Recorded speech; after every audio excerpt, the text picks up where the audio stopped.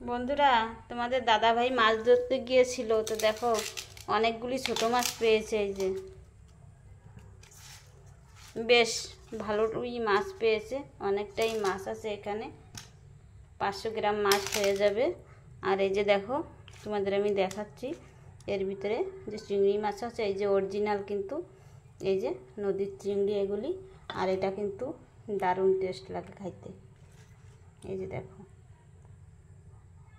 আর এই যে পুঁটি মাছের সাইজ,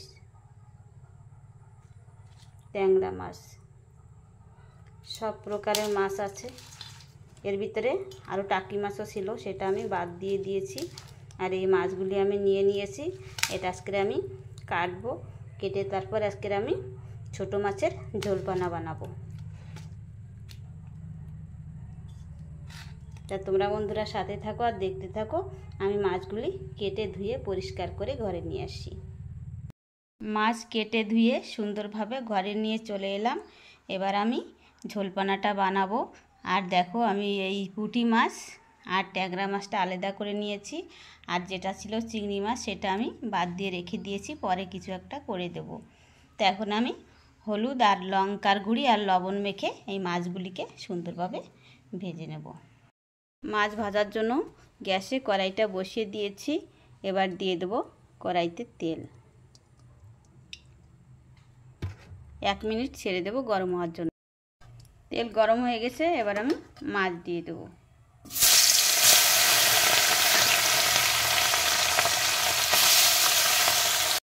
মাছ দিয়ে দিয়েছি, এবার আমি মাছগুলি লাল লাল করে ভেজে নেব। নিয়ে নিয়েছি মাঝারি সাইজের 2টো আলু, কেটে নেব।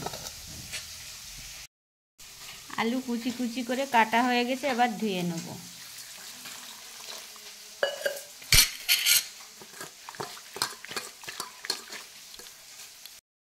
মাছ ভাজা হয়ে গেছে, তুলে নেব। আর বাকি মাছটা এইভাবেই ভেজে নেব। মাছ সব ভাজা হয়ে গেছে, তুলে নিয়েছি। এর ভিতর দিয়ে দেব ফোড়ন। নিয়েছি দারচিনি, এলাচ 2টো, লবঙ্গ 2টো, গোলমরিচ 1টা, তেজপাতা, গোটা জিরা। লাল করে ভেজে নেব। ফোড়ন ভাজা হয়ে গেছে, দিয়ে দেব কেটে রাখা টমেটো আর আলু। 1 মিনিট নেড়ে চেড়ে ভেজে নেব। 1 মিনিট ভেজে নিয়েছি আলু আর টমেটো আর ফোড়ন। এবার দিয়ে দেবো পরিমাণ মতো হলুদ গুঁড়ি, লঙ্কার গুঁড়ি, লবণ আর জিরা গুঁড়ি।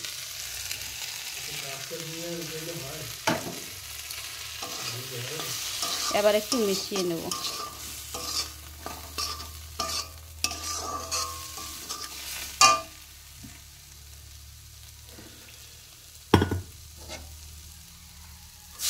একটু জল দিয়ে দিলাম, তাহলে আর মশলাটা পোড়া লাগবে না।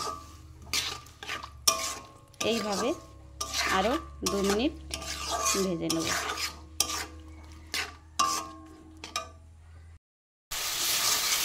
দেখো 2 মিনিট ভেজে নিয়েছি। তো মশলা আর সবজিটা ভালোভাবে কষানো হয়ে গেছে, তেল ছেড়ে দিয়েছে। এবার আমি দিয়ে দেবো জল।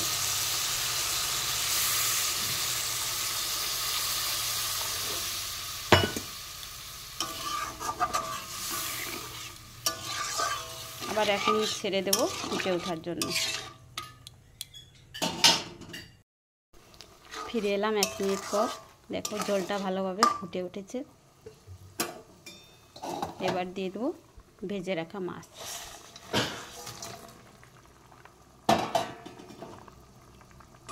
একটু মিশিয়ে নেব। আর কিছুক্ষণের ভিতরেই কিন্তু আমার রান্নাটা কমপ্লিট হয়ে যাবে। তা তোমরা সাথে থাকো আর দেখতে থাকো। আর এতে কিন্তু আমি বন্ধুরা কোনো মশলাই দেবো না, যা প্রথমে দিয়ে দিয়েছি সেটাই। আর মশলা বলতে খালি একটু জিরের পাউডারই দিয়েছি, আর কিন্তু কিছু আমি দিই নাই।